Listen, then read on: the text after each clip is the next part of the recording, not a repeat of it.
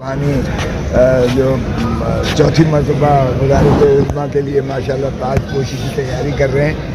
یہ جب بھی آتے ہیں تو یہ ہمیشہ عدالتوں پر یا حملہ کرتے ہیں. ان کا کیا تعلق ہے ان کے استعفے سے؟ آپ کو شاید علم نہیں ہے، لندن پلان کا یہ حصہ ہے بھائی. آپ کیوں نہیں سمجھتے؟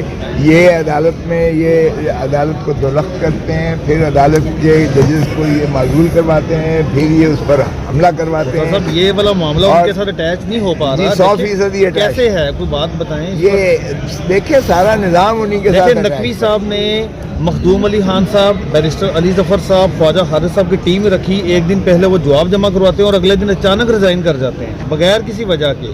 تو اعجاز الحسن صاحب کی تو بات ہی کوئی نہیں ہے، پھر وہ نکل کے سسٹم میں سے.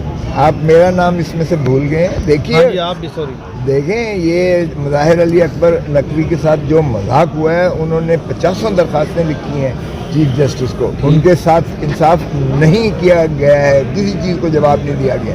3 رکنی بینچ بنا دی گئی. پھر حالانکہ ان کا کیس یہ تھا کہ 209 میں آرٹیکل 209 میں یا پریزیڈنشل ریفرنس کے ذریعے ہو سکتا ہے یا آن اٹس اون سورس لے سکتی ہے جو ہے کمیشن، جوڈیشل کمیشن.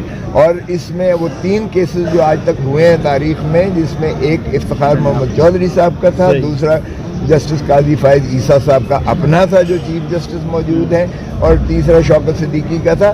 تینوں صدارتی ریفرنس کے ذریعے ان کے خلاف جو ہے کارروائی کی گئی تھی، جسے کل عدم کیا گیا.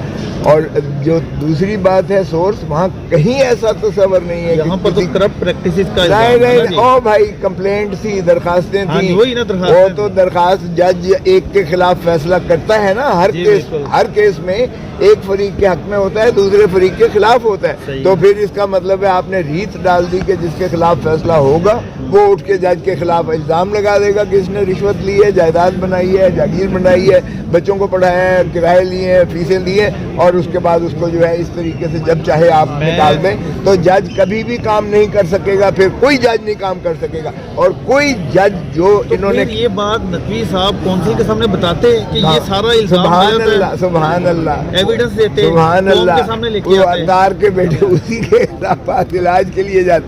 ارے بھائی یہ تو واضح نظر آ رہا ہے. انہوں نے بار بار لکھا ہے کہ یہ جو ہے جوڈیشل کمیشن کا جو ممبران ہے بشمول چیف جسٹس صاحب وہ بائسڈ ہیں. انہوں نے بار بار لکھا ہے، لیکن ان کی کسی نے سنوائی کرنے کی وہ ہی نہیں کیا. اور پھر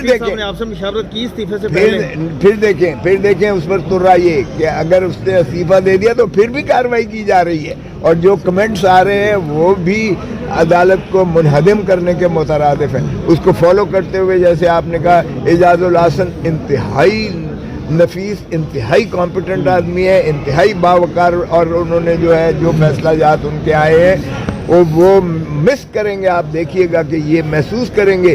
اور پھر آگے سے آفریدی صاحب کا نام آ رہا ہے، آگے سے جو ہے منیب صاحب کا نام. تو یہ بہترین مجھے نہیں پتا، لیکن سوشل میڈیا چل رہا تھا نا سوشل میڈیا پر. ہاں میں نہیں کہہ رہا کہ کوئی ایسا ہے. میرا سوال یہ ہے کہ نقوی صاحب نے، آپ ان کے وکیل ہیں، استعفیٰ دینے سے پہلے آپ سے مشاورت کی؟ نہیں، آپ کو بھی نہیں پتا تھا کہ استعفیٰ نہیں. مجھے کیوں پوچھیں؟ مجھ سے آپ ان کے وکیل ہیں. نہیں، وکالت کا مطلب یہ نہیں ہے. جب انہوں نے دیکھا کہ میں نے 20 درخواستیں دی ہیں اور سنوائی ہی نہیں ہو رہی ہے، اور پھر جو 3 ممبر بنچ بنا دی. کبھی 3 ممبر بنچ بنتی ہے جب 5 ممبر جو ہے اس کی کمیشن کے خلاف.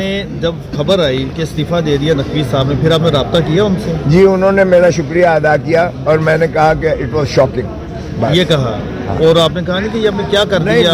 ابھی تو کیس ان کا مضبوط تھا. بھائی مجھے تو خود فرصت نہیں ہے. اڈیالہ جیل سارا تھا، صبح سے لے کے تو مغرب تک بٹھاتے ہیں وہاں، آپ کے سامنے جو کچھ ہو رہا ہے. اتنے سخت الزامات تھے نقوی صاحب کہ ان کا دفاع نہیں کر پا رہے تھے. کوئی الزام ایسا تھا ہی نہیں جس کا جواب نہ ہو. وہ بڑا ٹیبولیٹڈ جواب تھا، سارا کچھ تھا. پھر آپ یہ بات مانیں، پھر یہ سر آپ بات مانیں کہ جسٹس قاضی فائز عیسیٰ اصحاب کے حوالے سے مضبوط آدمی تھے. ان کی اہلیہ کو کٹہرے میں کھڑا کیا گیا، ان کے سارے ایسٹ ڈکلیئر کیے گئے پوری فیملی کو، لیکن وہ ڈٹے رہے، ریزائن کی طرف نہیں گئے. نہ نقوی صاحب اپنے الزامات کا دفاع کر سکے اور نہ اعجاز صاحب پریشر لے سکے. میں اس پہ کوئی کامنٹ نہیں کروں گا، اس لیے کہ 6-4 سے انہیں نکال دیا گیا تھا، اور پھر ریویو میں نظر ثانی میں 4-6 ہو گیا. نہیں دیا نا انہوں نے، 4-6 ہو گیا. تو وہ جو جج صاحبان سے پوچھیں جنہوں نے جو ہے پہلے ان کے خلاف فیصلہ کیا، پھر ان 2 جج صاحبان نے ان کے حق میں دیا. ذرا ان سے پوچھیے گا, مجھ سے نہ پوچھیں. اعجاز الاحسن صاحب کی کیا وجہ ایک ہو سکتی ہے آپ کے نزدیک جو انہوں نے ریزائن کیا؟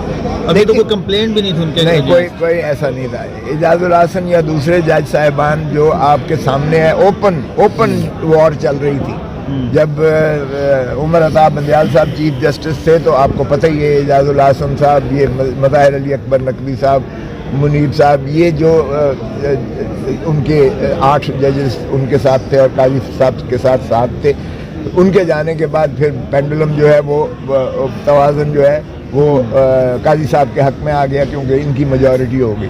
تو پھر اس کے بعد جو ہے انہوں نے انتقامی جو کچھ چل رہا ہے, میں اس پہ اس لیے نہیں بات کروں گا کہ میں نہیں چاہتا کہ میرا عدلیہ کا ادارہ جو ہے وہ تباہ حالی کا پہلے ہی شکار ہے اور میرے کس وجہ سے اس کو اور زیادہ آخری بات, کیا آپ یہ سمجھتے ہیں کہ جس طرح سے سیاستدانوں کا احتساب ہوتا ہے, جس طرح سے بیوروکریٹس کا ہوتا ہے, اگر کسی جج پر الزام ہے, جیسے کل چیف جسٹس نے کہا کہ استعفیٰ دینا ان کی ذاتی وجہ ہو سکتی ہے, لیکن جو الزامات ہیں ان کو ان کا دفاع کرنا پڑے گا, ان کو بتانا پڑے گا کہ یہ الزامات درست ہیں یا غلط ہیں.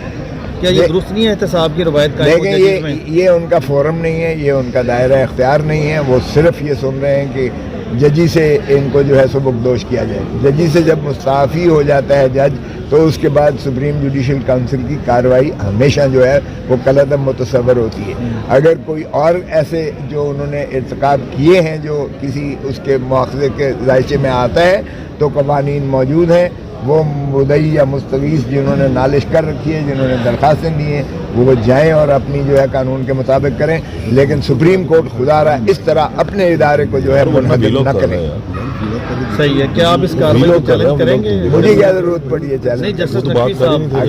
دیکھیں, میں ایک پروفیشنل وکیل ہوں, اگر وہ مجھے انگیج کریں گے یا میری خدمات ان کو درکار ہوں گی تو چیلنج کرنا چاہیے. مجھے نہیں پتا, یہ ان کی ثوابدید ہے.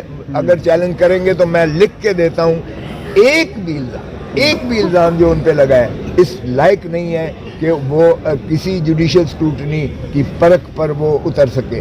وہ بالکل عبث ہے, الزام جھوٹے ہیں, غلط ہیں, تمام چیزوں کا اس کے پاس جو ہے وہ ہم نے ڈاکیومنٹری ثبوت دیا ہے. یہ ثبوت وہ کونسل میں دے دیتے تو جب کونسل سننے کو ہی تیار نہیں تھی اور وہ خود کہہ چکے, عدم اعتماد بتا چکے اور کر چکے, تو پھر اس کے بعد انہوں نے سمجھا کہ کوئی فائدہ نہیں ہے, بین بجانے کا کوئی فائدہ نہیں ہے, بھینس کے آگے بین بجانے کا. تو پھر آگے اور بھی نکل رہے ہیں سسٹم میں سے لوگ. مجھے نہیں پتا, لیکن دیکھیں جو کچھ ملک میں ہو رہا ہے, کوئی دھرتی ماں میرے خیال میں اس وقت رو رہی ہوگی, خون رس رہا ہے دھرتی ماں سے.